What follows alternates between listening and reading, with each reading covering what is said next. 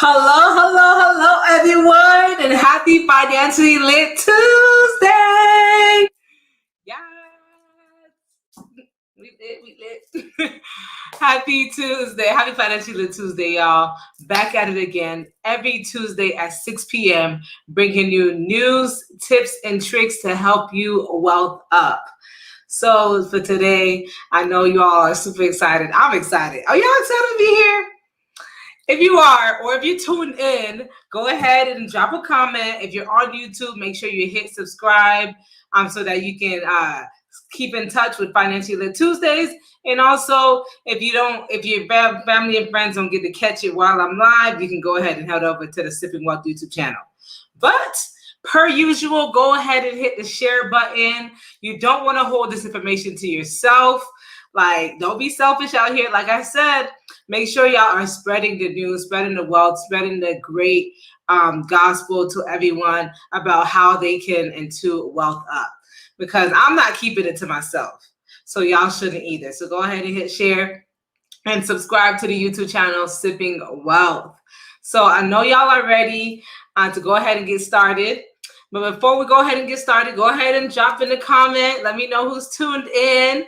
Let me see who's tuned in with your girl, who's ready to get lit on this Financially Lit Tuesday. All right. So as that go ahead and come in, I'm going to go ahead and tell y'all what we're talking about today, because we are talking generational wealth, y'all. It is a huge topic. Of course, wealth is something that it's a journey, right? It's a complete journey. It's something that you don't just achieve wealth and then, your work is done. That's not how it works. It's a journey, but we're on this journey together. So as I continue to do Financially Lit Tuesdays, as you continue to connect with GrandMed Financial, definitely here to spread the great information out here. All right.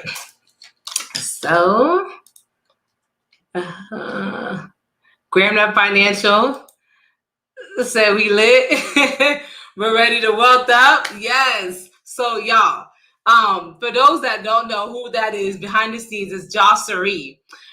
So go ahead and drop a happy birthday to my beautiful, amazing, super talented, like everything awesome, my executive assistant, Jocelyn. She came to me in September of last year. She moved over here from Portland and new to Florida, and she just fell into the beautiful arms of GrandMed Financial and has been a complete blessing to the company since then. I'm very appreciative of you, Jocelyn. Thank you for those that have been commenting and calling GrandMed Financial to wish her a happy birthday. Definitely appreciate it. She also wanted me to let y'all know that she appreciates all the calls, the messages, the gifts. She got some flowers and stuff today. Y'all showing out. Y'all are showing out. So she really is overwhelmed by the Southern hospitality. So that is much appreciated as well. So as Jocelyn gets older, we're gonna talk about generational wealth, because we all age, but we want to make sure that we are protecting our greatest asset. And one of the greatest tools to do that is through life insurance. So I'll be breaking down life insurance today on Jocelyn's beautiful birthday anniversary. So I'll be breaking down the different types of life insurance, how to get a policy, how to move forward, what are the benefits. Some people think, oh, I get a policy and it's no use to me while I'm alive. Well, that is not true. And I'm going to break it down to you today. So, like I said, go ahead and hit the share button. Let all your friends and family know to tune in, because they do not want to miss this information, y'all. And you don't want to keep this information to yourself as well. So, to go ahead and get started, there are 3 major types of life insurance, all right? So there's your traditional term insurance, your whole life insurance, and then there's the universal life. So with universal life, there is, some categories in there, which I'll get to shortly. But first, let me go ahead and break down term insurance. So for those of you, okay, thank you, Eni. I appreciate the share. I appreciate it. Appreciate it. So for those of you that are saying, hey, I've heard of term insurance. Yeah, but but I don't really know too much about it. Right. So term insurance is generally cheaper. It has a low premium. So you can possibly get, $200,000, $300,000 policy for $100 a month. Right. It's term insurance, but you have it's term, meaning it only lasts for a certain period of time. Meaning, so if you get a 15-year term or a 20-year term, and say you go ahead and pay for $1,000 policy, you're paying $100 a month. I'm being a little exaggerating here, but $100 a month. And it's a 15-year term. If nothing happens to you during that 15-year period, then the policy expires, it lapses. So it's no longer beneficial to you. But over here at Grand Rep Financial, the people that we partner with, we do write life insurance policies. So all the policies that will be discussed here today, we do write those policies, different types of policies. So if you do need any assistance in it, feel free to reach out to Grand Rep Financial. So with policies through Grand Rep Financial, which we work with National Life Group, they are convertible term policies, meaning if you get a term policy and say, when we were growing up, the budget kind of skimped, y'all. The budget is skimp. You try to make ends meet. You don't really have it like that to blow $300 a month on a policy, maybe even $100 a month on a policy. But you want something, right? So right now, which I highly recommend, a convertible term policy through Grand Rep, right? You say, I want a convertible term policy. I want a term policy because our term policies are convertible.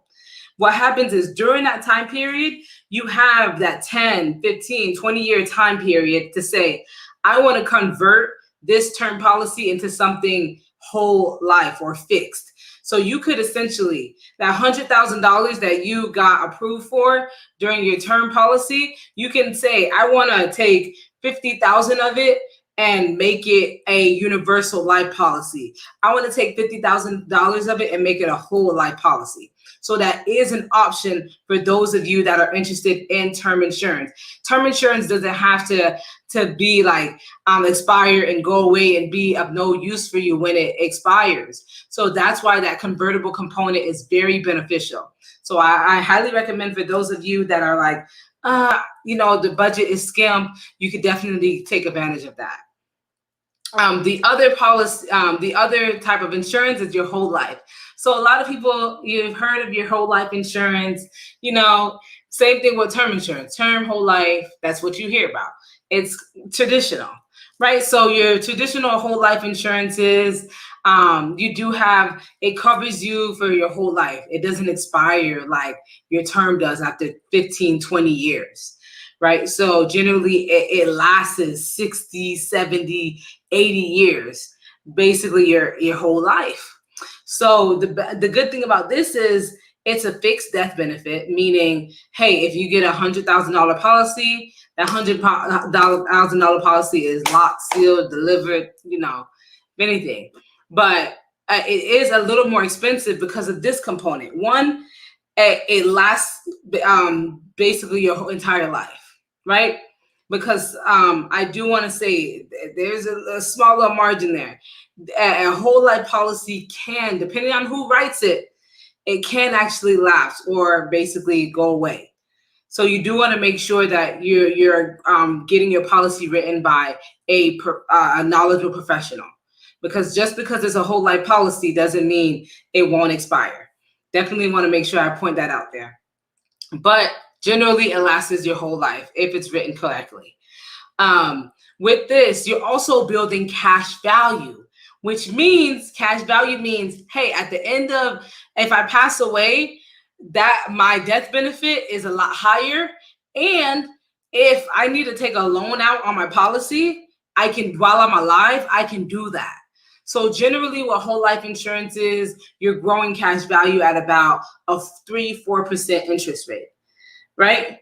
So say I got a policy, a whole life policy for $500,000 and 30 years. That $500,000, I built $30,000 worth of cash value, right? Say I'm like, hey, you know what? I'm thinking about remodeling my house.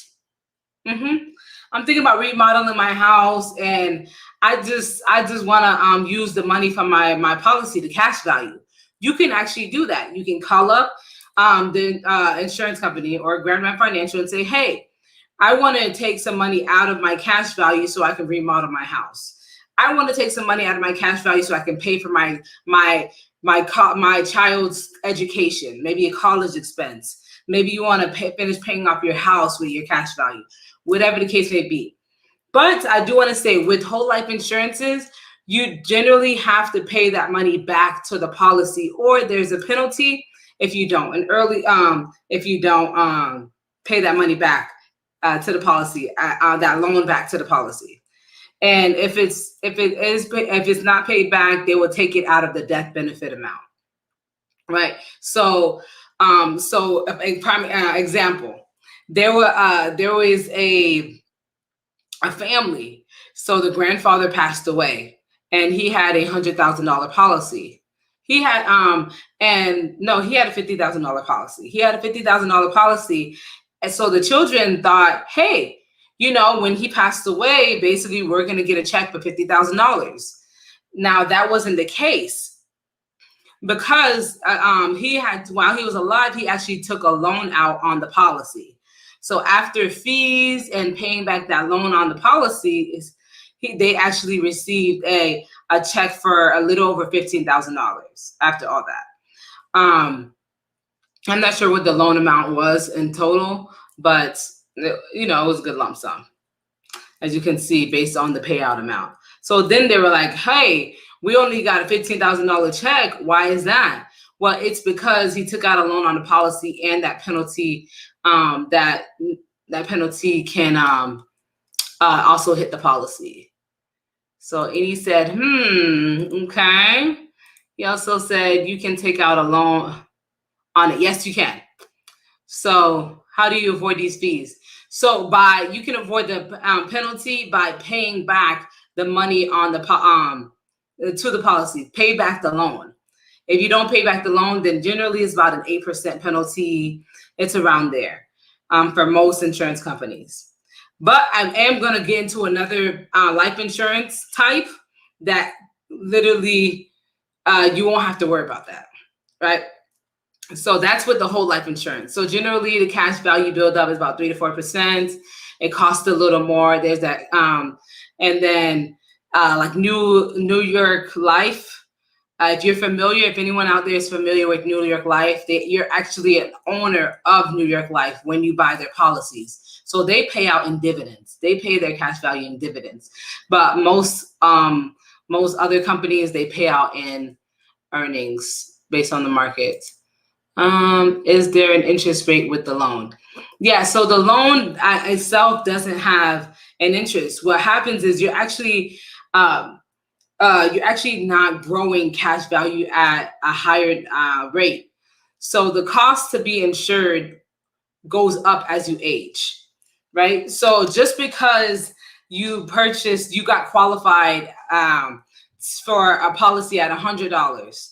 I'm 20 years old. I got qualified for $500,000, and all I do is pay $100 a month.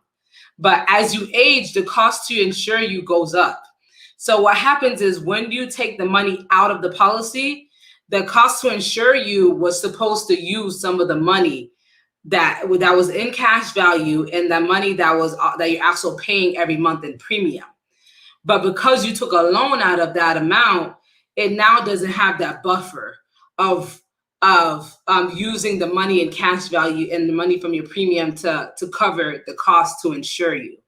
So essentially it decreases the amount of money that you're earning in cash value on the remaining of the money, and also the death benefit because of it. Because now they have to take out of the death benefit to cover the cost to insure you. Does that make sense? I know that was That was a mouthful. I know that was a lot, y'all. Let me know. Let me make sure. Let me know if y'all with me or if y'all have any questions. I know it could get a little technical and a little confusing sometimes. But that's for whole life insurance. 1 second, y'all. That is what whole life insurance. Now I'm going to go into universal life. Universal life is like your hybrid policy. And I love universal life policies. I have two. I know my family's going to be lit if anything happened to me. They're going to be sad. But when those checks roll in, they're going to be like, ooh. So they're going to cry a little bit. They're going to cry with, wiping their tears with bands. but anyways, universal life policies. When it comes to universal life policies, it's like a hybrid where it covers you for the whole life, for your whole life, but there also is that investment cash value component that's a lot higher than your traditional whole life insurance. So what happens is it's more money. It does cost more money to have because of these incentives in a sense. So you have your premium, you have your whole life coverage, and you have your investment component. So in general index universal life insurances, how they work are depending on how the market is doing, how the index funds, which are your S&P 500, NASDAQ, those, depending on how they're doing, or depending how other stocks or securities are doing in the market, depending on what your life insurance is tied to, it can increase your cash value. So generally with most universal life policies, they give you a floor, meaning if the market completely crashed, then you won't hit zero. You won't hit zero. You go to 1%, you go to 1.5, depending on what kind of policy you get into, but you won't go down to zero. And then if the market is booming, like, we lit, then they cap you. They cap you at maybe 15%, sometimes 10, depending on which policy, which company you go with. So a lot of different companies, they tend to go with at least 10 to 15%. Right. So meaning that's how much interest your cash value is earning on that policy. The cash value is based on your death benefit and the money that you're paying into your policy every year. So if you're saying, hey, I'm not going to do those monthly payments into my life insurance policy, I'm going to do an annual payment. And those are great because now your cash value is building on that annual payment versus those monthly payments. So if you pay $3,000 for the year in advance, now that $3,000 is working for you at 6%, 7%, 8%, 10%, right? Versus you making those monthly payments. But anyways, your money is still working for you in the background because you have this life insurance policy. Not only are you tying that death benefit, if anything happens to you, your beneficiary, your children, whoever is your beneficiary, they're getting that money, but you also can use that cash value without taking a loan out on the policy while you're alive. Meaning, if you want to take out, if you built $1 million, and I teach my clients that just had babies, or even I have 2 clients right now, and they're like, "Oh, I'm about to have my baby. Wadleen, you better make my baby $1 million baby," right? And I'm like, okay, this is all you got to do: $100 a month, $200 a month, and your baby will be a millionaire by the time they hit retirement age, right? Because in cash value alone, they will be way over $1 million, which means they can then take that money out and go on their, whatever the case may be, excursions, or they can get paid out in monthly increments. Meaning, hey, I want to get paid $5,000 every month, because you built out that amount of money in cash value over the years. That is why it's best to start as early as possible. Yes, it is definitely possible. If your child's 5 years old, can you still make your child $1 million baby? Yes. You just have to put a little more in. If you're 20 years old, 21 years, yeah, you still can have $1 million, $2 million, $5 million by the time you're 60, 70 years old, but you're going to have to put a lot more money in so that cash value can actually work and be in your benefit. Everybody with me? I know I said a lot. So time is like racing by, and I could talk about life insurance, y'all. It's very interesting. There's just so many benefits. But I want to break down the 3 different types of universal life insurances before I head off of this streaming tonight. The 3 different type of life universal lives is your fixed universal, which means you have a fixed interest rate that the cash value is earning within the policy. Your second is your index universal, which means the cash value is tied to an index versus working with the general market. And then you have your variable life insurance, which means your cash value is working with different securities, or I should say stocks and stuff like that, depending on how their earnings are within the market. And your cash value is built on that. All of them have great cash value components as far as your cash value earning growing a lot quicker, right? The benefits are you can also tie your universal life insurance to long-term care, which means if something happens to you, meaning, hey, Rebecca got hit by a car, she has a universal life policy that also has long-term care rider along with it. Say if something happens to her where she gets hit by a car, she can no longer eat by herself, walk, and she's disabled. She's permanently disabled. And she no longer has to pay her insurance premiums. And on top of it, she will receive 2% of the death benefit every month. Meaning if she has $1 million policy, they will give her $2,000 every month to live off of on her policy, and she will no longer have to pay into her policy because she has a long-term care rider right along. Like I said, it does. There are a lot of different ride-alongs. It depends on what you're looking for, y'all. It really depends on what you're looking for. You can make your policy fit whatever need you have. Eni said, can you touch on the downside of having life insurance and how to prepare for it? Maybe a bit on another live. So downside to having life insurance, there really isn't. The bigger thing is, hey, making sure that you're paying that premium. Yes, certain things may happen in your life where you're like, oh, shoot, I can't afford this. Maybe you started a life insurance policy and you no longer can afford a premium. What will happen is your policy will lapse. It won't vanish, meaning it will still be there.